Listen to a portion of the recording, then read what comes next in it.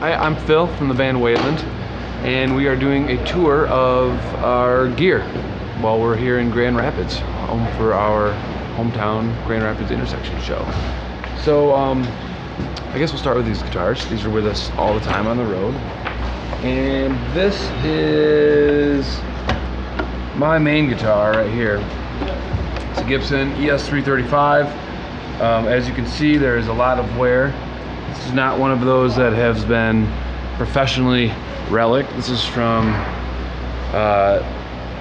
it taking a beating every night, 300 days a year on the road, and this thing just rocks. I don't know why it's my main guitar. I just pick it up every day first, you know, and it just tends to be that one. It's my favorite. It just feels like home. I like these big guitars because Freddie King plays them, and BB King, and Clapton played them, and Cream, and all my favorites, you know. Now, is there anything that you modified on that? Change pickups or yeah, anything? I mean, everything is actually modified. The guy Clark Post here in Grand Rapids does all my, he does all of our work. And honestly, as soon as I get a guitar, I send it to Clark, and he usually changes out the pods and the bridge and the tailpiece. These are stock pickups in this one though, I think. It's been refretted about 3 times, I think. I get a new nut about every month. It's a woolly mammoth nut made from the tusk of a woolly mammoth. No joke. Which is weird, but it's true. Nobody believes me, but it's fucking true. So that's that. And then the reason I got that guitar was to replace this one because I didn't want to bring this on the road with me, which is a 1965. That's beautiful. ES335.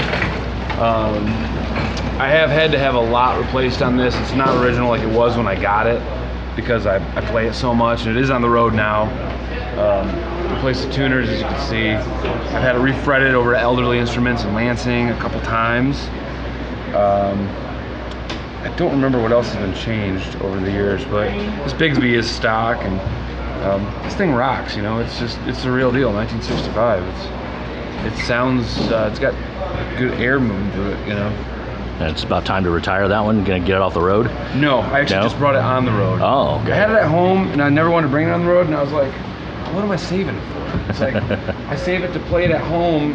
I'm only home like 3 days every 3 months.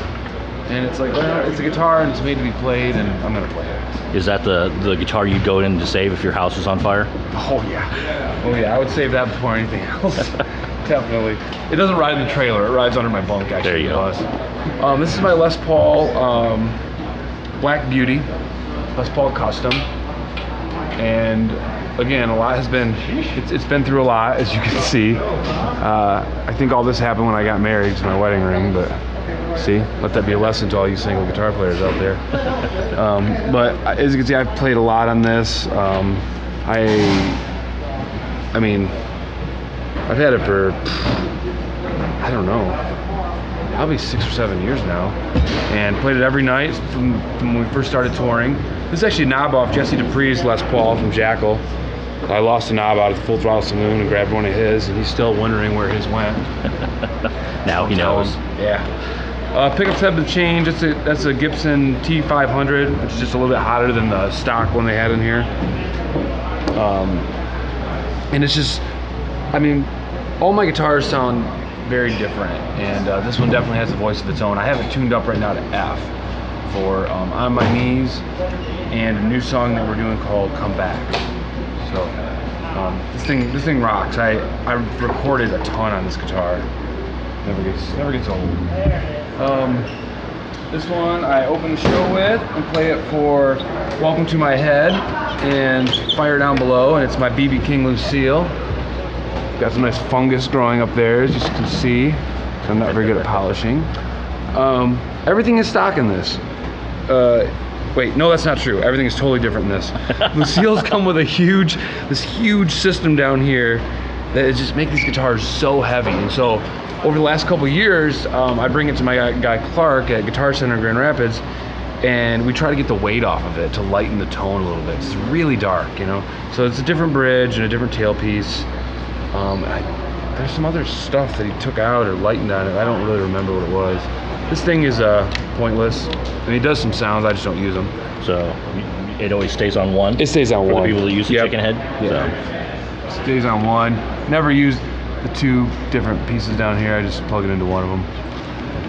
This guitar totally rocks, and it's you know, BB King is really still is, I mean, very special to me in my playing. I've learned a lot from him. So now that he's passed away, you know, it's an honor to have his guitar and to play it on stage every night. I definitely think about him. So that's that. BB King. And moving down here is my Firebird. 2007 Firebird 5. Somewhat beat up. Mini humbuckers, which these are actually a company called Mojo Tone that I got these from in South Carolina. And these are the Johnny Winter pickups that they make. And that's actually why I always wanted a Firebird, because Johnny Winter played one. He makes it just sound so, you know, it's on fire. Yeah. Mine doesn't sound like his, but you know, I like to think, you know, well, I replaced these tuners too. Now they come stock on the Firebirds, but I put these on. I forget what they're called. But the banjo tuners that come on them are like, if you're playing it, just constantly being weighted down. So these are nice and light, and they're really great. They're really cool tuners. And got the picture back here. It's supposed to be my wife. Face doesn't really look like her, but the rest does. So makes me think of her when we're gone so long. And that's my Firebird. And then my last guitar that I played live is actually in the Kingston.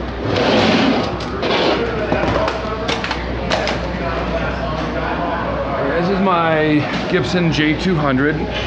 Everything is stock on this. I keep it in open G.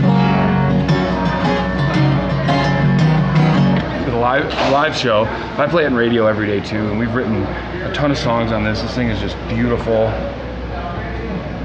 I mean, the wood's gorgeous. It's actually given to me by Kiefer Sutherland, Mr. Jack Bauer from Show 24. One drunken morning, I should say, after a long night of partying in Los Angeles, he decided that he knows I like big guitars and, you know, I talk guitars. He decided that this one was made for me, and man, I'm glad he decided that, because I love this thing. So those are my guitars, and you know, we love guitars, so we're always, you know, I'm sure every guitar player, you're always looking for an excuse to buy another one, whether it be a sound or, you know, every one you pick up makes you play differently. So I'm this exact same way, always looking for new sounds to inspire, and that comes along with amps and pedal boards too. You know, it's exciting, and each one I put on every night, it's like changing the channel on a TV or something. It gets you in a whole new mode. So that's why we have a lot of them. And I'll let Dean and Mitch show you theirs later, what they're playing right now. But want to look at your pedal board? Yeah, we'll go over there. A lot of stuff on that pedal board. All right, so this is my pedal board, yeah. And I've taken stuff on and off all the time. But the way it goes, I got the Buddy Guy wah, which is my favorite wah, because it's got I think the widest range of wah-wah. It sounds a little bit more like Hendrix's original wah, I think, than the Hendrix wah. The Bad Bob Boost, which I heard about from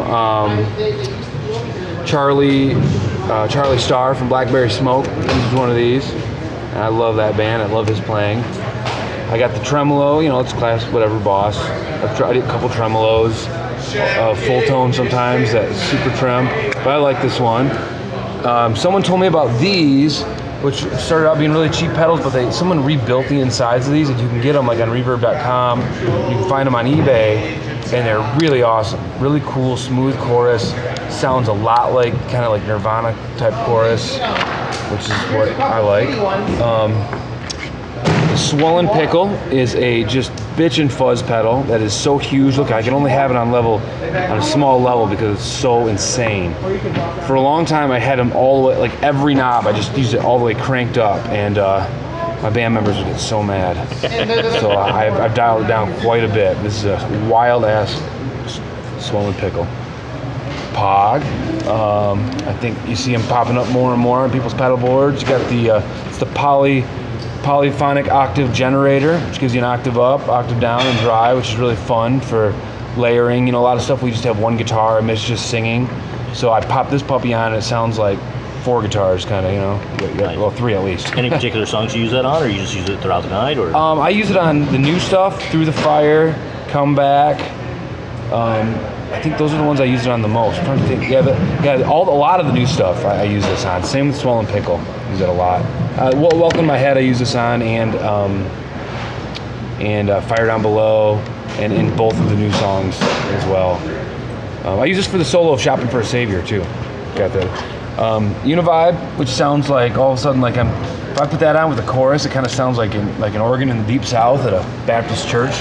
So I love a Univibe pedal. I haven't quite figured out how to use it. It's a little bit overbearing sometimes, so I just kind of work it in slowly, different places. The carbon copy delay, I've had that pedal for like 4 years. I love that delay pedal. It sounds like the real deal to me. It just sounds like tape. That Hall of Fame, that reverb pedal's, well, I don't know. It's not my favorite reverb pedal, to be honest, but it's been on here for a while and it's lasted. I got to give it that. It like doesn't break, because I used to use that Holy Grail, and that thing would break all the time. So I love that reverb, but it just is not. My pedal board goes through a lot of whiskey spilling on it, and a lot of people tripping over it, and a lot of weird stuff. Rain, festivals, and so I need durable pedals, you know.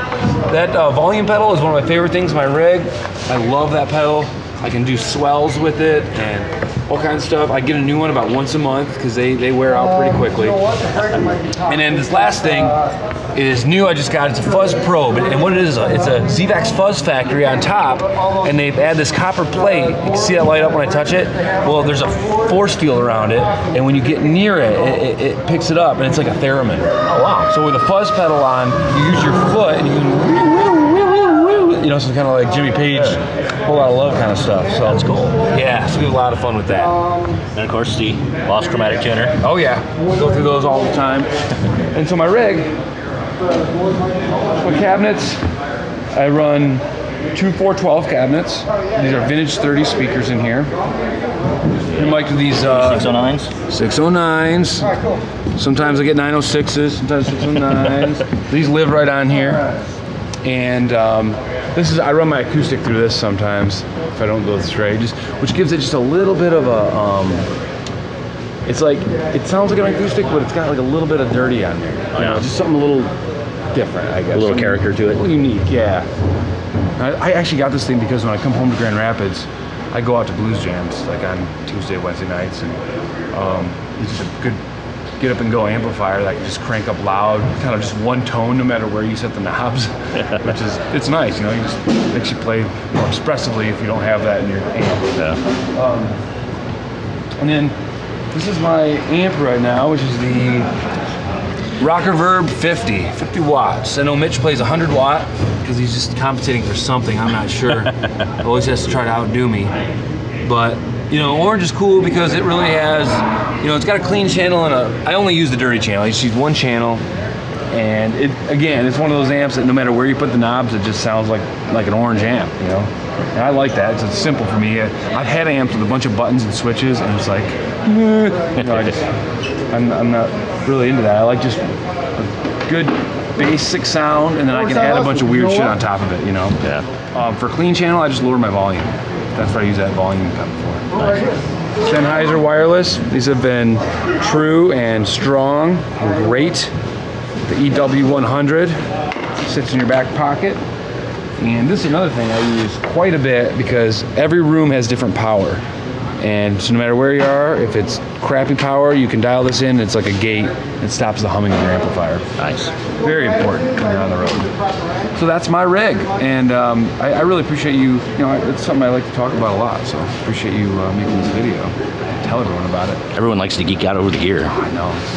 And you know what? If we'll do this again sometime, and I'll probably have a whole different rig because it's something that's constantly changing. You know, as a guitar player, it's so much fun to keep it fresh to your ear. You play so differently, you know. Now, as a guitar player, we all suffer from gear acquisition syndrome. What are you gassing for right now? Ooh, you know what I want? I really am looking forward to trying out one of those Friedman amps. You know, the Brown Eye 100. Yeah, Brown Eye. There's the Dirty Shirley, I think it's called. There's a couple really nice ones. I'm kind of leaning towards switching my amp up ahead. So that's a big thing that's been on my mind, and I'm thinking about adding a whole other pedal board actually. And have two? Yeah. There's a lot of effects, especially with our new music. We're in a real creative phase right now. So even the effects I have on there right now, I'm switching them out almost every day. If you see, actually right here, I have a bunch of pedals. Drawer of pedals. Yeah, so like this just came off, but it's going back on for sure. This thing is weird and bizarre, and I love that because you can plug this in and get the strangest sound and just play 2 notes, and it's something that has never been recorded before, you know?